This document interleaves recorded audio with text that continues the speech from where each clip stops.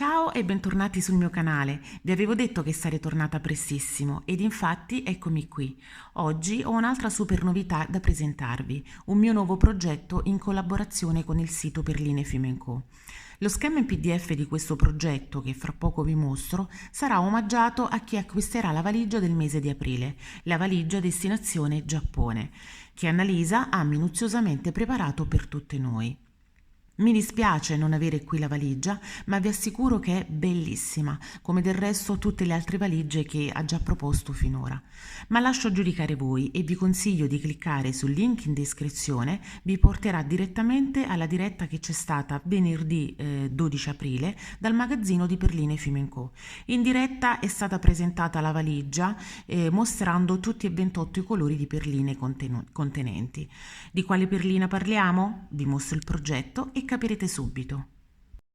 Vi presento il pendente Giappone. La perlina protagonista della valigia è quindi la Ginko. Sono follemente innamorata di questo piccolo pendente. La sua particolarità è che è in double face. Ora vi mostro da vicino nel dettaglio. Allora, la lavorazione che troviamo sul davanti è la stessa che anche dall'altro lato, vedete? Il che significa che il pendente è bello da entrambi i lati. Ogni dettaglio del pendente è pensato per creare armonia, un po' rappresenta la filosofia di trovare la bellezza in ogni angolazione e questo è un principio apprezzato sulla cultura giapponese. È davvero bellissimo, a me piace tanto. Bello. Come ho già anticipato prima, la valigia ha ben 28 colorazioni di Genko, 5 grammi per colore, che corrispondono circa 19-20 pezzi.